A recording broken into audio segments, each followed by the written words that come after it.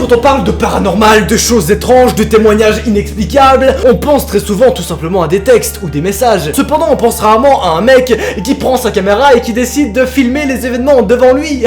Parce que oui, aujourd'hui tout le monde a un smartphone et tout le monde peut filmer absolument tout ce qui se passe. Oui, ça sera bien le cas de l'affaire que nous allons regarder dans cette vidéo, dans laquelle on a une personne qui a contacté et qui a effectué le Wallach Challenge et qui s'est retrouvé avec des événements beaucoup trop flippants, et bien sûr il a absolument tout filmé avant qu'il lui arrive les choses horribles que nous allons voir dans ce putain d'épisode 2 sur les mystères étranges du Wallach Challenge.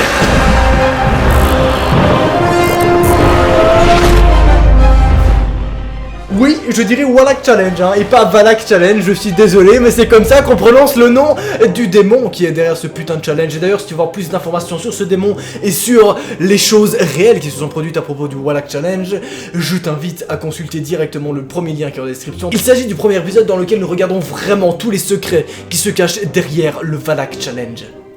Ouais, j'ai dit Wallach, je sais, c'était pour te faire plaisir, voilà, bon. Aujourd'hui, nous allons parler de Thomas, 27 ans, qui a décidé de prendre ses couilles à deux mains et de contacter le démon Wallach. Cependant, très important, avant de commencer la vidéo, tu dois me promettre de ne jamais effectuer ce putain de Wallach Challenge, car déjà, ce truc est horrible, hein, clairement, il consiste à contacter une page Instagram dans laquelle elle pourrait directement avoir ton numéro de téléphone, et ensuite ce démon Wallach, une fois que tu lui as donné son numéro de téléphone, il serait capable de lire dans tes pensées et donc de voir ton avenir. Et bordel, c'est pas cool. Non mais autant tu vois le Momo Challenge et tout, ça faisait flipper, autant là, non c'est beaucoup trop hardcore, clairement, parce que c'est rarement un avenir très heureux qu'il va te montrer. Et c'est vraiment pas des belles expériences, car en plus de te montrer ton avenir, il va également parfois entrer dans ta chambre, entrer chez toi, avoir des apparitions comme on l'a eu dans ce putain d'épisode. Oui, parce que bien sûr je suis super sympa, donc j'ai tous les fichiers vidéo de caméra dans cet épisode, hein.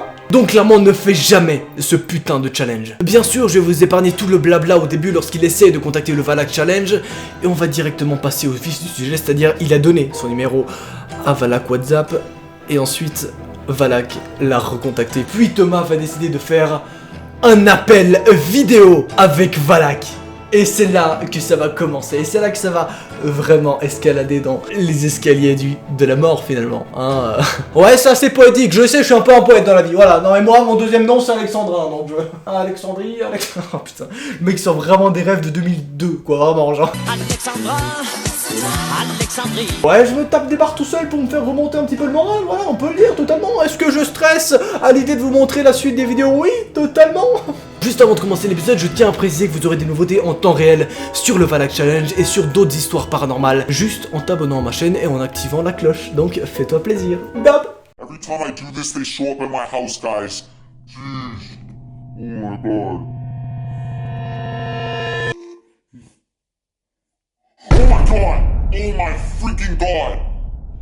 Et c'est déjà après 20 minutes de tryhard à contacter Wallach que Wallach va répondre en appel vidéo. Et regardez, bordel de merde, c'est quoi cette putain de... What the fuck? Vous vous rappelez bien évidemment que derrière cette entité Wallach se cache la légende de la nonne. La légende de la nonne qui a d'ailleurs inspiré donc un film intitulé La Nonne, hein, tu l'as compris, ce film était également inspiré par l'histoire des enquêteurs et enquêtrices Lawrence Warren. Bien sûr tout ça, je l'explique dans l'épisode qui est passé juste avant, voilà, tu te fais plaisir, hein, tu... Oulala, tu fais kiffer finalement, hein. Bref, il est donc 3h du matin pile, et l'entité répond. The hell, guys? This freaking door just freaking slammed! Bref, 32 minutes passent et rien ne se produit. Le mec est juste là, à regarder son téléphone, et il y a une espèce d'entité étrange en face. Il est comme figé, et je le comprends complètement. Jusqu'à ce qu'il entende des bruits dans son appartement un peu plus loin. À ce moment-là, il décide donc de se lever et d'aller voir ce qui s'est passé. Et ce qui s'est passé est clairement étrange, voilà, je te le dis directement. Voici ce qui s'y produit lorsque Thomas se lève.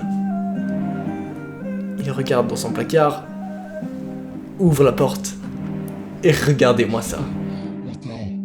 Guys, freaking sign is freaking moving, guys. Look, it's freaking moving! Oh my god, that's what I'm talking about. What the fuck? Thomas découvre alors qu'un de ses pondoirs se met à bouger plutôt étrange, et il entend des bruits depuis tout à l'heure dans ce petit placard, mais il n'y a rien à l'intérieur. Donc, il va sortir de celui-ci, Et il va donc se mettre au milieu de sa chambre en mode mec, si quelqu'un est là, si quelque chose est là, répondez-moi, faites quelque chose, je vous en supplie, j'en ai marre d'être parano comme ça. Et quelque chose va répondre, je sais que t'avais pas envie que je dise ça, vraiment, genre. Bien sûr, juste avant, je te précise qu'il y aura des vidéos de caméra surveillance exclusives à propos du Valak Challenge directement sur mon Instagram et sur mon TikTok. Donc vraiment, tu m'ajoutes sur ces deux réseaux sociaux pour voir tout ça. Oh putain de merde.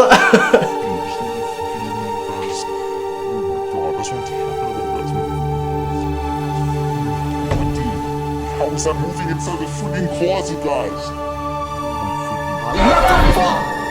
Holy shit! Hello? Oh my god, guys. Est-ce que vous avez vu ce qui vient de se passer? Non mais est-ce qu'on peut en parler une seconde? On peut en parler une fraction de seconde. Est-ce que c'est un putain de gars qui le joue des tours ou est-ce que c'est pas un hasard et qu'il y a vraiment quelque chose d'étrange dans sa maison? Oh bordel, j'adore ce genre d'épisode. J'adore ce genre d'épisode de Secret Paranormal.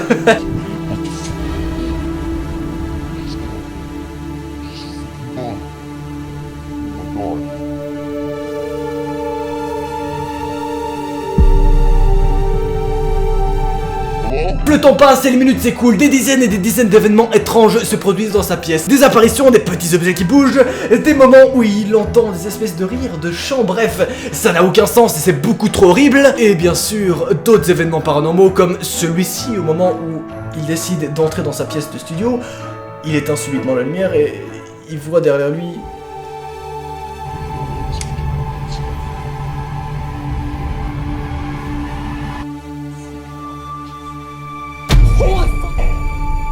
Holy fuck! What do you want? What do you want? Non, j'ai aussi sursauté, t'inquiète pas. Non mais j'ai aussi été là, j'ai vécu les mêmes choses que vous, vraiment. Thomas décide donc dans la précipitation de lui demander « Bordel, qu'est-ce que tu veux de moi? Qu'est-ce que tu fais là? Je t'en supplie, réponds-moi » Mais elle ne répond pas, elle est juste là. Il y a juste une présence. À aucun moment Thomas aura une réponse. Elle est vraiment juste là. Et repart et réapparaît dans sa chambre. C'est la pire situation, clairement. Genre à ce moment-là, barre-toi de ta pièce, il va dormir chez un pote, genre. Vraiment. Oh my fucking god! Oh my fucking god! Oh my god!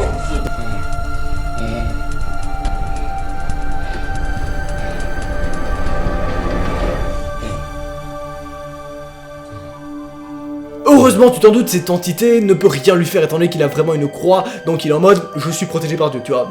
C'est sa petite théorie. Ça, tu vois, ça veut dire il est paranormal. Ça, tu vois, c'est le mouvement, genre, ça part en couille. Putain de merde.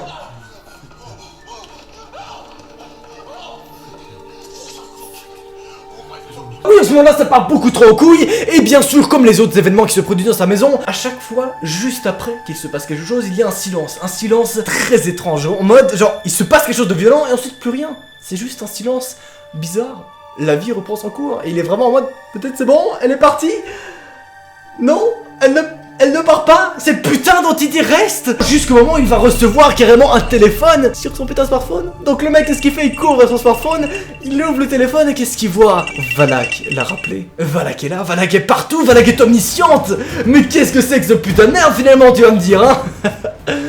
Lors de l'appel vidéo qu'il reçoit, le deuxième, il remarque que Valak est toujours chez lui et qu'elle est même parfois derrière lui. Sauf que lorsqu'il se retourne, il voit rien. C'est comme si t'es en appel vidéo, t'as l'impression que tu reconnais la pièce, tu vois, c'est la même pièce dans laquelle tu es, sauf qu'elle est pas là. Le mec devient fou, le mec devient taré. Thomas commence à s'imaginer des trucs, il est en mode putain mais est-ce que j'ai pris de la drogue? Qu'est-ce qui se passe? J'ai fumé, what the fuck? Et bien sûr, il continue à filmer. Regardez la suite, bordel de merde. Oui, il sort de cette pièce au moment où il veut quitter son appartement, regardez ce qu'il voit. I'm freaking out, guys.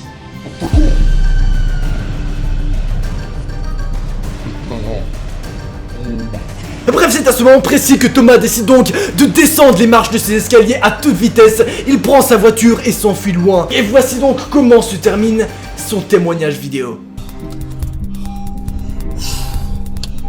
Right now, freak it out. Okay. Tu remarques rien?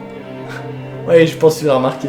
Depuis ce jour, on n'a aucune nouvelle de Thomas. Qu'est-ce qui s'est passé? Bien sûr, je vais pas te laisser comme ça avec toutes ces interrogations, donc laissons place à mon analyse. Sur cette vidéo, il y a deux hypothèses. D'un côté, on aurait peut-être une entité paranormale qui se serait donc manifestée. D'un autre côté, on a peut-être quelqu'un qui a voulu réaliser peut-être une histoire, quelqu'un qui a voulu faire une mise en scène. Et si c'est le cas, déjà le mec joue super bien, on va pas se mentir. Le mec, attends, c'est un acteur, on est bien d'accord, on est pour rejouer les émotions à ce point, le mec vraiment il a du talent.